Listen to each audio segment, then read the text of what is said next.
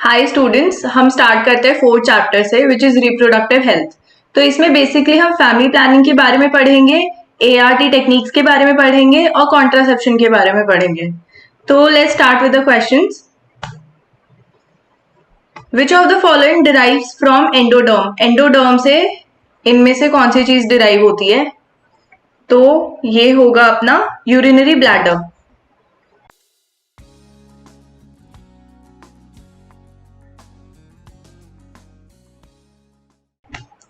Next question, heart is differentiated in which months of the pregnancy? जो heart होता है foetus का, वो कौन से महीने में डिफरेंशिएट होने लगता है, मतलब हमें हार्ट साउंड्स कब बच्चे की सुनाई देने लग जाती है? तो that is 1 month। Parturition is induced by. Parturition कैसे इंड्यूस होता है? पार्चुरेशन बेसिकली वो होता है जब सर्विक्स की जो मसल्स होती है वो डायलेट होने लगती है, सॉफ्ट होने लगती है, और बेबी के बाहर आने का जो टाइम होता है बेसिकली डिलीवरी के उसका लेबर वाला पार्ट। तो इसका आंसर होएगा कॉर्टिसोल, एस्ट्रोजन और ऑक्सीटोसिन। ऑक्सीटोसिन बेसिकली इंपॉर्टेंट होता है इस चीज में। By the end of which month foetal limbs and digits develop? Limbs का पूछा है और डिजिट्स का पूछा है कि कौन से महीने तक फीटस की हमें दिखने लग जाती है, मतलब डेवलप हो जाती है, सॉरी। तो इसका आंसर है 2nd month तक। जो हार्ट का हमने पढ़ा था वो कब तक हो जाता है? 1 month तक, और जो फीटल लिम्स और डिजिट है वो होता है 2nd month तक। नेक्स्ट क्वेश्चन है, the signals for parturition originate. Signals for parturition originate from fully developed foetus and placenta which induce mild uterine contractions is called fetal ejection reflex। ठीक है। Next question, family planning programme was initiated in 1951।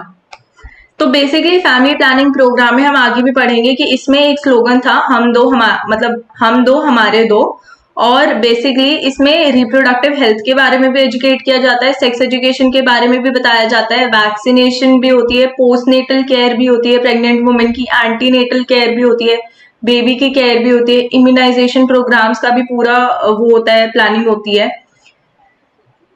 Next question है, Saheli a new oral contraceptive for female was developed at. ये develop हुई थी central drug research institute which is situated in Lucknow. Motives for reproductive and child health care programmes, जो RCH programme है उसके M क्या है, उसके मोटिव्स क्या क्या है? तो पहले तो वो सेक्स एजुकेशन के बारे में भी बताता है, postnatal care of mother and child दोनों की वो भी बताता है, और इंपॉर्टेंस ऑफ ब्रेस्ट फीडिंग ये भी बताता है। तो ऑल ऑफ द अबव है इसका आंसर। ये बेसिकली चाइल्ड हेल्थ वगैरह में भी और चाइल्ड एजुकेशन पॉलिसीज में भी हेल्प करता है RCH programme. Which of the following is ART, मतलब असिस्टेड रिप्रोडक्टिव टेक्निक। ठीक है, इनमें से कौन सी है? तो जो IUD होती है ये तो कॉन्ट्रासेप्टिव मेथड है। ठीक है, ये कॉन्ट्रासेप्शन का पार्ट होता है।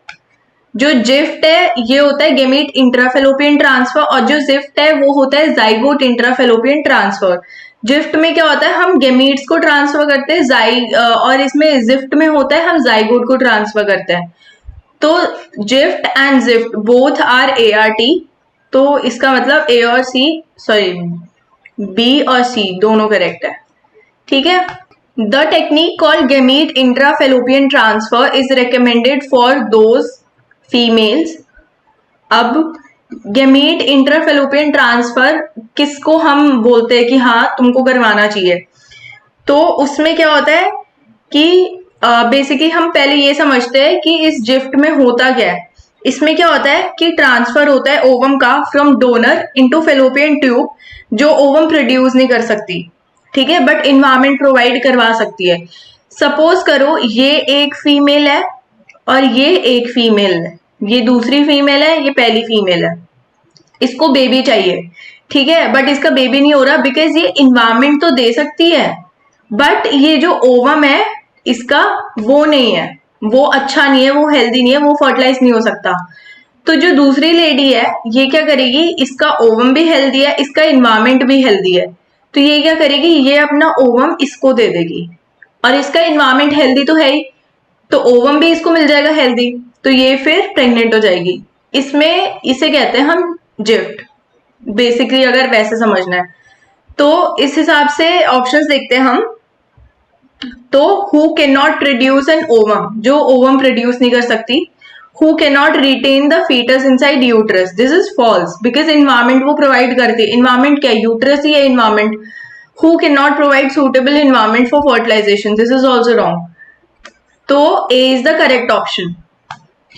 विच method can be used for women that cannot produce ovum but can provide suitable environment, जो ओवम नहीं प्रोड्यूस कर सकती पर इन्वायरमेंट प्रोवाइड करवा सकती है, तो this is gift. The method of directly injecting a sperm into ovum in assisted reproductive technology is called, ये होता है intracytoplasmic sperm injection. Sperms inject किए जाते हैं inside the ovum of cytoplasm of the ovum, ठीक है। For the sexually transmitted diseases mentioned below, identify the ones that do not specifically affect the sex organs. तो इसमें आता है अपना एड्स। एड्स क्यों आता है, अब जो इसमें क्या कहते हैं, सपोज करो जो क्लेमाइडिया है वो भी फीमेल रिप्रोडक्टिव सिस्टम को अफेक्ट करती है, जो गोनोरिया है वो जेनाइटल्स को अफेक्ट करती है, रेक्टम को अफेक्ट करती है, थ्रोट को अफेक्ट करती है। जो सिफिलिस होता है, सिफिलिस में हमें सोर्स मिलते हैं, ठीक है, वजाइना के बाहर वाले एरिया पे, एनस पे या रेक्टम पे भी सोर्स मिल सकते हैं, रेड कलर के होते हैं वो। पर जो एड्स होता है इसमें CD4 रिसेप्टर सेल्स पे वो अटैक होता है, और ये अपॉर्चुनिस्टिक डिजीज है बेसिकली, और ये इम्यून सिस्टम पर अटैक करती है। Next question, condoms are the most popular contraceptive because of the following reasons, ठीक है। तो these are effective barriers for insemination, they do not interfere with coital act, this is also true, this is also true, they help in reducing the risk of STDs, this is also true, तो all of the above। अब आता है next question, the correct surgical procedure as a contraceptive method, this is vasectomy, ठीक है। Hysterectomy में क्या होता है कि यूट्रस को रिमूव किया जाता है, या फिर यूट्रस के कुछ पार्ट को रिमूव किया जाता है इन एबनॉर्मल यूट्राइन ब्लीडिंग, या फिर एंडोमेट्रियोसिस, एडिनोमाइसिस, ये पैथोलॉजीज होती है उससे रिलेशन में, ठीक है। उसके बाद वासेक्टोमी में क्या होता है, बेसिकली इसमें वास डिफरेंस जो होता है मेल्स का उसको कट करके टाई किया जाता है, लाइगेट किया जाता है, लाइगेचर मारा जाता है, जिसकी वजह से ये एक तरीके का परमानेंट कॉन्ट्रासेप्शन मेथड है और ये इरिवर्सिबल है। Amniocentesis is a technique used to determine errors in amino acid metabolism in embryo, pinpoint specific cardiac ailments in embryo, determine any hereditary genetic abnormality in embryo। ये genetic abnormality पता लगाता है, ठीक है, एम्ब्रियो में, जैसे क्लाइनफिल्टर syndrome हो गया, टर्नर सिंड्रोम हो गया, डाउन सिंड्रोम हो गया, वो सारी चीजें एमनियोसेंटेसिस के थ्रू हमें पता लगती है। Which of the following cannot be detected in a developing fetus by amniocentesis? Amniocentesis में बेसिकली एमनियोटिक फ्लूइड लिया जाता है जो प्लेसेंटा में होता है, और उससे पता लगाया जाता है कि उसको कौन सी हेरिडिटरी प्रॉब्लम है फीटस को, अगर कोई है तो। जॉन्डिस कोई हेरिडिटरी प्रॉब्लम नहीं है, तो this is the answer. Cystic fibrosis भी पता लगा सकते हैं, डाउन सिंड्रोम भी पता लगा सकते हैं, कलर ब्लाइंडनेस भी पता लगा सकते हैं।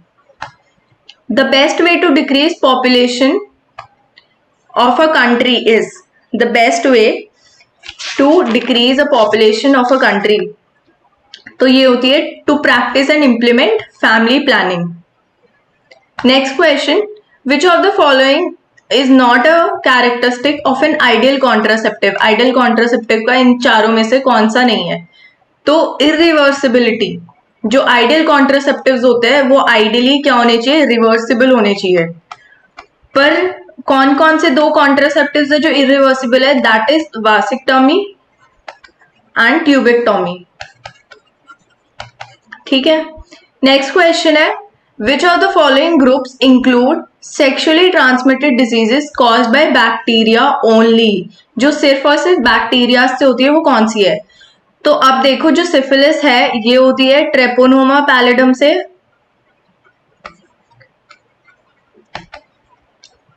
ठीक है। जो कैंक्रोइड होती है ये होती है हीमोफिलस ड्यूक्राई से, और जो गोनोरिया है ये होती है निजेरिया गोनोरिया से। ठीक है, तो इसका आंसर क्या हुआ? Syphilis, gonorrhoea and कैंक्रोइड।